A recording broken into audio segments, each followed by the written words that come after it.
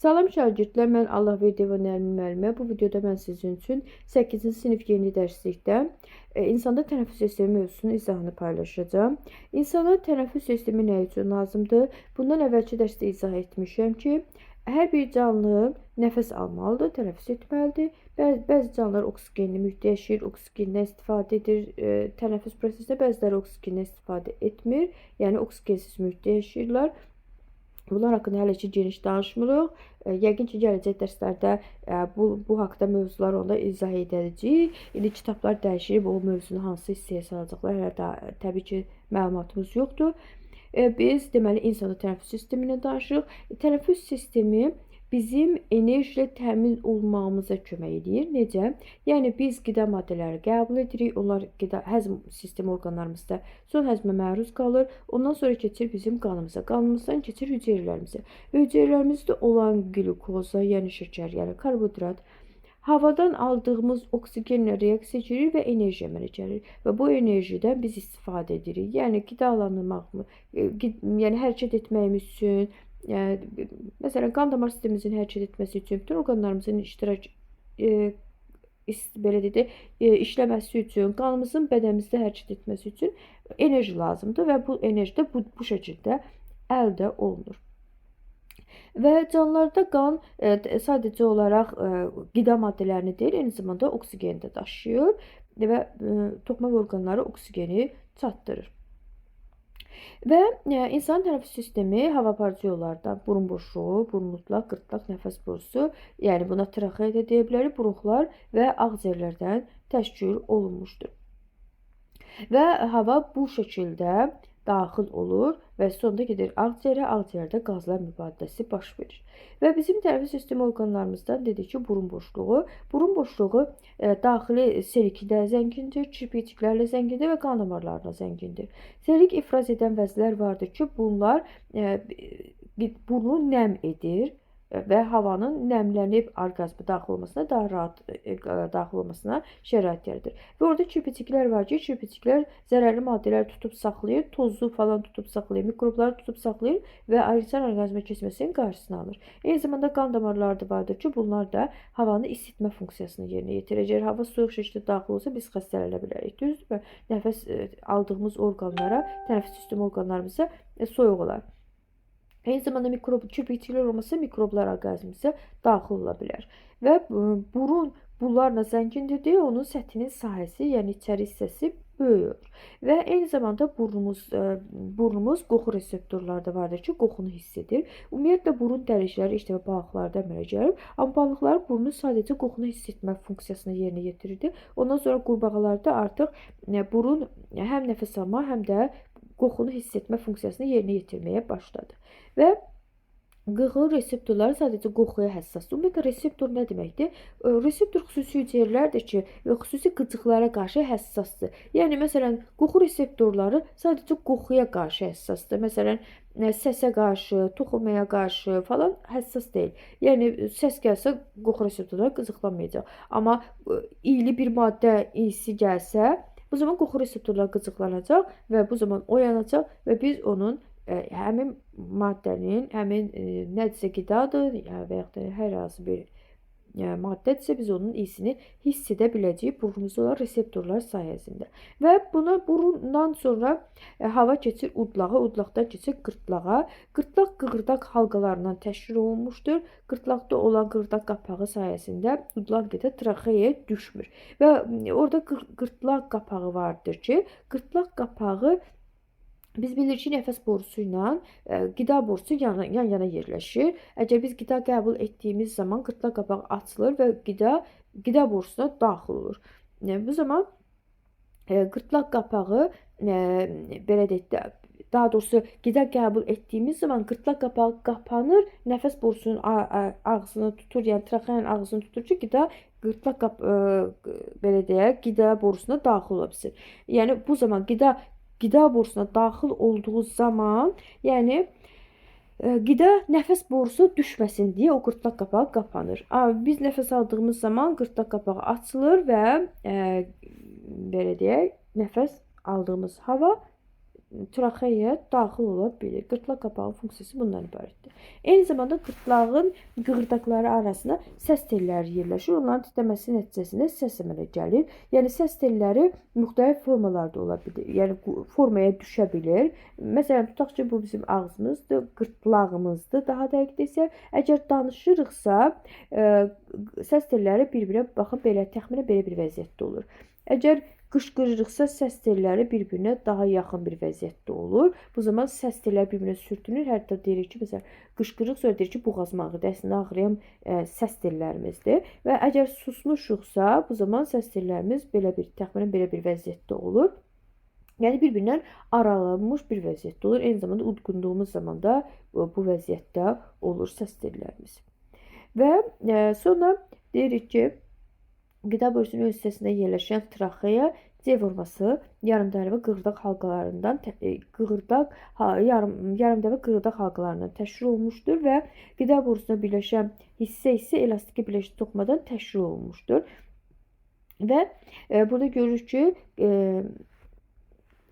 baxın, burada qığırdaq yarım halqalar göstərmişdir. Çünki bu nəfəs borusunun şəkildir. Nəfəs borusu və yaxud traxeya yuxarı üst hissəsi birləşdirici toxumadan və orada eptel qatı da var və qığırdaq yarım halqalardan təşkil olmasının əhəmiyyəti nədən ibarətdir? Dedik ki, biri var ki, tam halqa olsun, bir də var yarım halqadır. Yəni bu hissə qığırdaqdır, bu hissəsi belə deyək də yumşaqdır. Əgər bu hissəsi də qığırdaq olsa, onda qida daxil olduğu zaman, qida borusuna keçdiyi zaman ola bilər ki, qidanı biz biraz belə deyək, tam çeynəməmişik, biraz iri formadadır. Bu zaman keçə bilməyəcək o hissədən. Amma çünki nəfəs borusu ilə qida borusu bir-birinə yaxın yerləşir. Qida borusuna qida keçdiyi zaman nəfəs borusunun qığırdağını nisbətən belə deyək də basa bilər də, biraz ona basa bilər. Əgər o qığırdaq yarım halqa olduğu üçün, yəni bu hissəsi, qida borusuna tərəf olan hissəsi qığırdaq deyil, yəni yumşaq hissədir. Bu da qidanın keçməsinə şərait yaradır. Eyni zamanda deyirik ki, burada nəfəs borusunun ətrafında eptel qatı var ki, orada selik ifraz olunur. Selikdə biz dedik ki, nəfəs alınan hissə nə orqanıdırsa, hansı hissələrdə mütləq onun nəm olmalıdır. Çünki orada da vəzli hüceyrələr var və vəzli hüceyrələrdə selik ifraz edir və o həmin hissəni nəm edir və hava traxeyadan bronxlara daxil olur və bronxların da ucunda bronxiyollar yerləşir və deyirik ki, oradan da keçir, yəni ağciyərlərə daxil olur. Nəfəs borusundan hava keçir ağciyərlərə.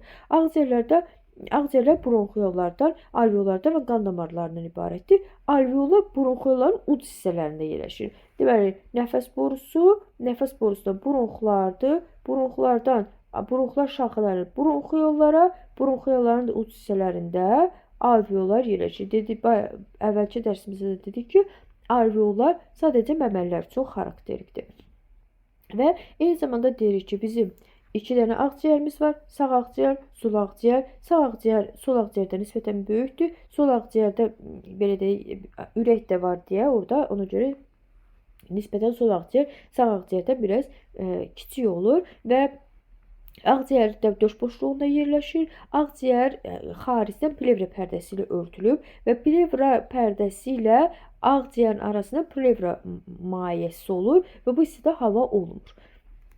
Bunun əhəmiyyəti nədən ibarətdir? Biz bilirik ki, bizim ağciyərimiz xaricdən, yəni skeletimiz üst hissədə qabırğalarla əhatə olunub ki, onlar döş boşluğunda yerləşən orqanları xarici təsirdən qoruma funksiyasını yerinə yetirirlər. Əgər o plevra belə deyək də pərdəsi olmasaydı, bu zaman biz nəfəs aldığımız zaman ağciyərimiz sürtünərdi qabırğalara. Bu da təbii ki, ağciyərin zədələnməsinə, eyni zamanda kəskin ağrılara səbəb ola bilərdi. Yəni plevra pərdəsinin funksiyası bundan ibarətdir və o hissə plevra pərdəsi ilə ağciyər arasında da plevra mayesi olur və plevra pərdəsi birləşdirici toxumadan təşkil olunub. Və dedik ki, hava gəlir burun boşluğuna, udlaq, oradan keçdi qırtlaq, qırtlaqdan keçdi nəfəs borusuna, nəfəs borusundan bronxiyalara, bronxlardan bronxiyollara və oradan da keçdi alveollara. Yəni bronxiollar və alveollar ağciyərin içərisində yerləşir və alveollarda qazlar mübadiləsi baş verir. Yəni ürəkdən, indi qan damar sistemi keçəndə keçəcəyik. Ürəkdən karbon qazı ilə zəngin qan gəlir ağciyərə və buradan bayaq sadaladıq tənəffüs sistemi orqanları ilə oksigenlə zəngin hava gəlir alveollara və qazlar mübadiləsi baş verir. Alveollardakı oksigen keçir qana, qandakı karbon qazı keçir alveollara, sonra yenə alveollardan bronxlara, bronxlardan bronxiollara, bronxiollardan bronxlara, nəfəs borusuna, qırtlaq, udlaq, oradan da burun boşluğundan xaric olur, gedir karbon qazı. Yəni qazlar mübadiləsi bu şəkildə davam edir. Sonra burada bizə deyir ki, öyrəndiklərinizi tətbiq edin. Ağız vasitəsilə tənfis etmək mümkündürmü? Lakin ağız ilə tənfis etmək məqsədəuyğun hesab olunmur. Bəli, ağız vasitəsilə tənfis etmək mümkündür. Amma ağızla nəfəs almaq niyə məqsədəuyğun hesab olunur? Çünki bayaqları sadaladıq ki, bizim burnumuzda kirpikçiklər var ki, onlar zərərli maddələri tutub saxlayır. Bizim burnumuzda qan damarları var ki, onlar havanı isidir. Əgər biz burnumuzla deyil, ağzımızla nəfəs alırıqsa, bu zaman o kirpikçiklər yoxdur deyə mikroblar da keçəcək, eyni zamanda soyuq hava da keçəcək bizim tənəffüs sistemi orqanlarımıza. Bu da təbii ki, bizim xəstələnməyimizə səbəb olacaq. İkinci suala baxaq. Bəzən avtomobil qəzası kimi hadisələrdə yaralanan insanlar pnevmotoraksdan əziyyət çəkirlər. Pnevmotoraks ağciyərlərdən havanın plevra boşluğuna keçməsi nəticəsində ağciyərin bir hissəsinin və ya tamamının öz funksiyasını icra edə bilməməsidir. Döş qəfəsinin sol nahiyəsinin pnevmotoraksından əziyyət çəkən xəstə xəstəxanaya yerləşdirilir. Onun sol ağciyəri bükülmüş, lakin sağ ağciyəri ilə normal nəfəs ala bilirdi. Və bu pnevmotoraksin niyə sol ağciyərin büzülməsinə səbəb olduğunu izah edin. Sizcə nə üçün sağ ağciyər normal fəaliyyəti pozulmayıb?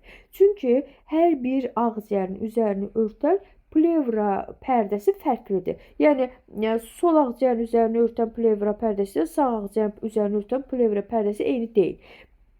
Əgər hava sol ağciyərdən onun plevra boşluğuna daxil olubsa, bunun sağ ağciyərə heç bir aidiyyəti yoxdur. Ona görə də həmin hissə büzüşmüş vəziyyətdə olur, yəni sol ağciyər büzüşmüş vəziyyətdə olur, amma sağ ağciyər normal fəaliyyətini davam etdirmiş olur.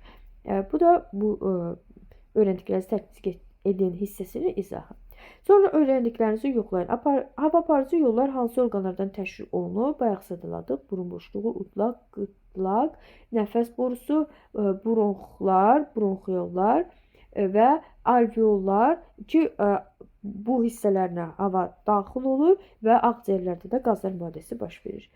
Traxeyanın yarımdairəvi qığırdaq yarım halqalardan ibarət olmasının əhəmiyyəti nədir? Bunu da bayaq izah elədim ki, yəni o əgər tam halqadan təşkil olunarsa, nəfəs borusunun qıraq hissəsində, ön hissəsində yerləşən qida borusu ilə qida hərəkət etdiyi zaman hərəkət edə bilməyəcək, boğulma baş verəcək. Ona görə bunun əhəmiyyəti bundan ibarətdir. İzah bu qədər. Şagirdlər hər birinizə uğurlar, sağ olun.